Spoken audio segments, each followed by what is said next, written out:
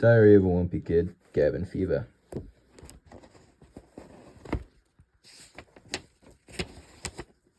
By Jeff Kenny.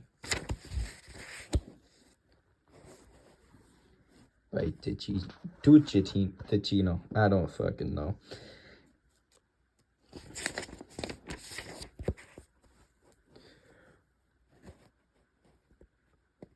Saturday. Most people look forward to the holidays, but the stretch between Thanksgiving and Christmas just makes me a nervous wreck. If you make a mistake in the first 11 months of the year, it's no big deal. But if you do something wrong during the holiday season, you're going to pay for it. Maybe you would have gotten more presents if you hadn't pinched your brother last week. It's too much pressure to be on your best behavior for a whole month. The most I can really handle is 6 or 7 days in a row. So if they moved Thanksgiving to the week before Christmas, it would be fine by me.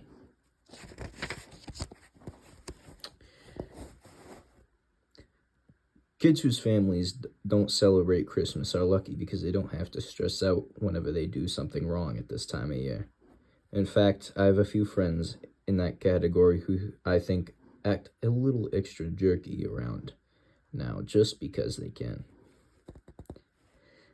The thing that really makes me nervous is the whole Santa issue. The fact that he can see you when you're sleeping, knows when you're awake, really creeps me out. So I started wearing sweatpants to bed because I don't need Santa seeing me in my underwear. I'm not really convinced that Santa has the time to keep an eye on you 24 hours of the day anyway. I figure he can only check in on each kid once or twice a year for a few seconds, and with my luck, that happens at the most embarrassing moments. If Santa really does see everything you do, then I could be in trouble.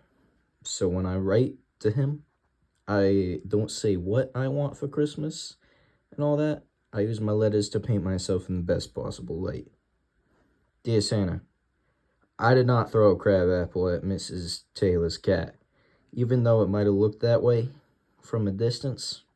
Sincerely, Greg Heffley.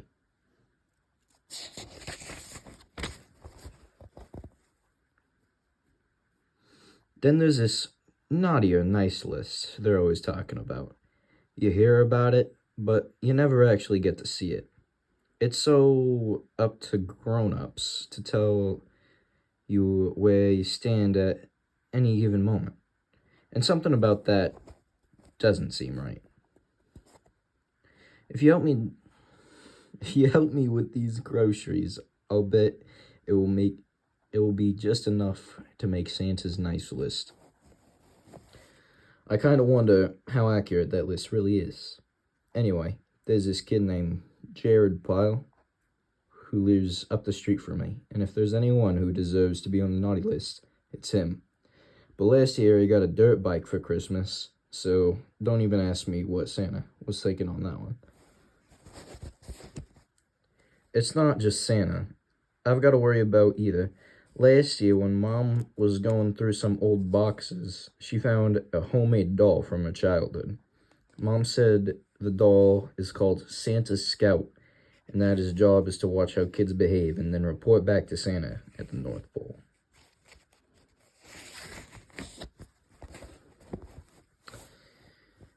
Well, I'm not a fan of that idea. First of all, I think you have a right to privacy in your own home. And second of all, Santa's Scout gives me the willies. I don't really buy the idea that this doll is feeding Santa information. But just in case, I try to be on extra good behavior when I'm in the same room as Santa's Scout. May I clear everyone's plate? Why? How thoughtful of you. But it probably doesn't matter anyway, because my older brother Roderick is constantly feeding Santa's Scout bad information about me. I, Greg Heffley, took a $20 bill out of my mother's purse.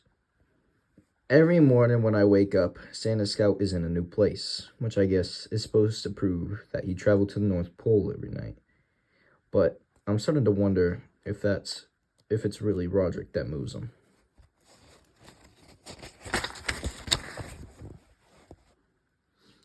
Sunday. Today we took all our Christmas decorations out of storage room in the basement. We have boxes full of ornaments, and some of them are pretty old. There's this one with a picture of me and Roderick taking a bath in the sink.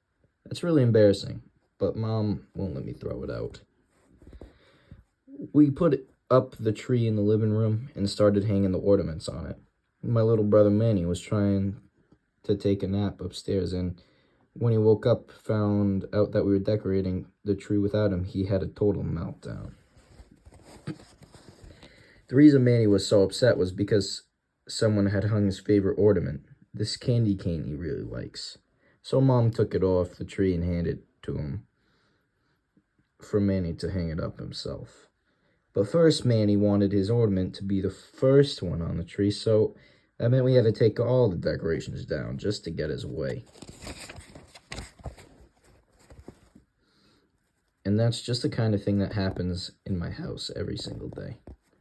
Mom has started to use the threat of Santa as a way of getting Manny to behave, but I'm sure she will soon.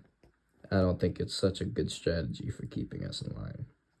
Though, because the second Christmas is over, Mom doesn't have any real leverage. Well, the Easter Bunny is going to be very disappointed in you boys. And that's where we're ending off. Page 11. Remember that. I'm going to come back to this later at some point. See you later.